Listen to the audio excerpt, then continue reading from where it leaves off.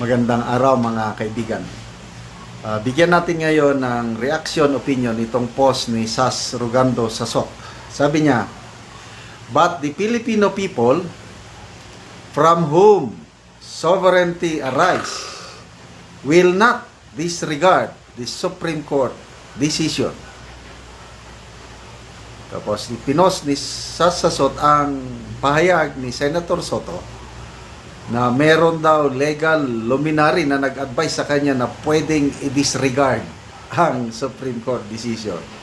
So yan o, ito yung exact word ng senador.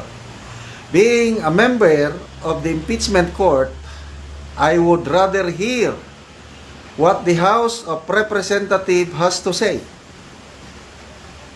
I was just told by a legal luminary that in this situation, we can disregard the Supreme Court decision. Let me study that advice." Kaya ang tanong ngayon, sino yung legal luminary?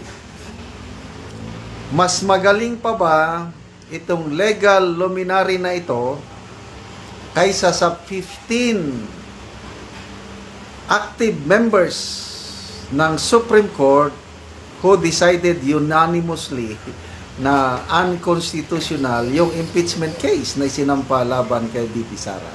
Okay. So, binasa ko ang mga comments, nagkaroon tuloy ako ng idea kung sino. Kahit hindi pinangalanan ni Senator Soto, kailang we can deduce.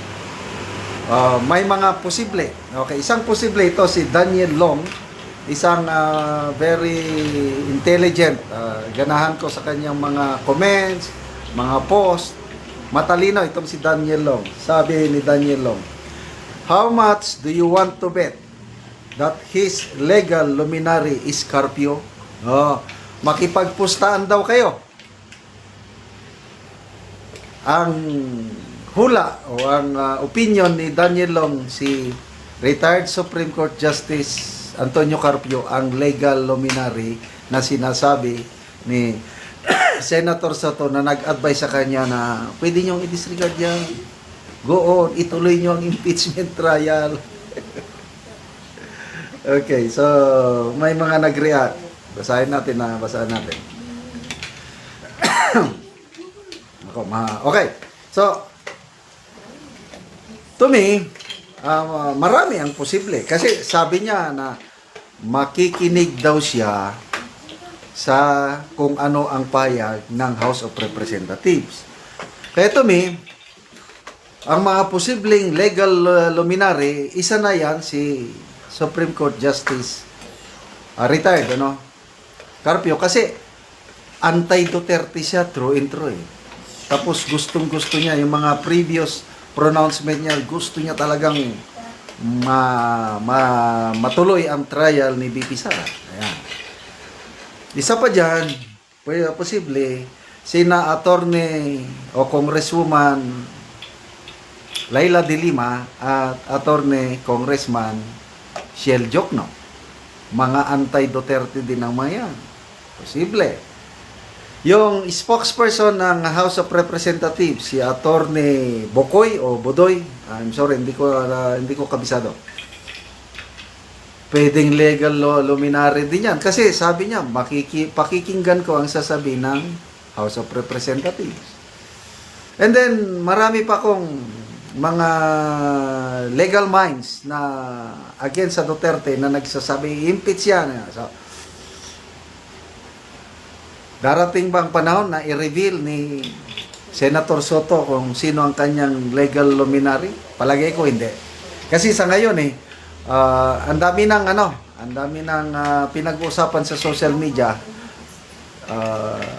napupuna o nababatikos si Senator Soto tungkol sa kanyang legal luminary. Mabigat yung post ni Senator Juan Miguel Zubiri. Sabi niya, sa mga kasamahan ko na gustong ipagpatuloy ang impeachment trial after the Supreme Court has decided. Ito ang sagot ko. We might be courting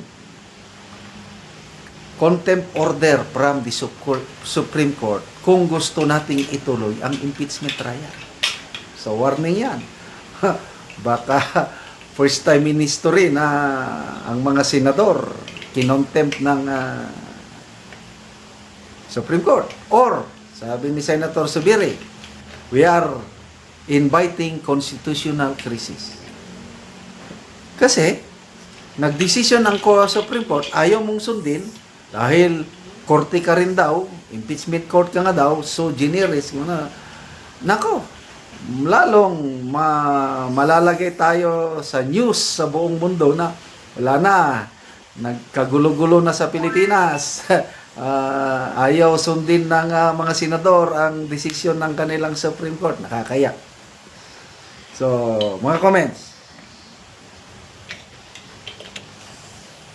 Ricky Tadjoski, if Supreme Court SC decisions can be disregarded, why not abolish them? Does he just honor their decision if it suits his interest? Ganyan ang nangyari. Dahil ayaw nila yung decision ng Supreme Court, pinagdududahan. Naguguluhan. Si Senator Hontiveros, sabi niya, naguguluhan ko sa decision ng Supreme Court nito. Paano naging violation ng 1-year bar rule yung ginawa ng HOR?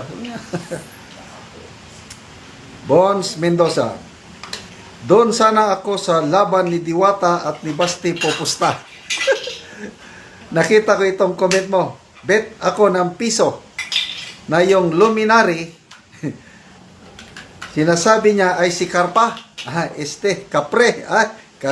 Carpio ba yan? Ginawa ng katotohanan. April Tuayon. 20 na ako, 20 pusta. 20 na ako, si Carpio, yung luminary na pundido na. Pundido dahil retired na eh. Pong Madria Mondano. Legal luminary na ugok. Gerald C. Sabi niya, yep. He is the pro-impeachment camp's favorite legal expert. Corazon Marquez. Mas okay pa si Associate Justice Ascuna, mas maayos ang mga puntos. Agree ako.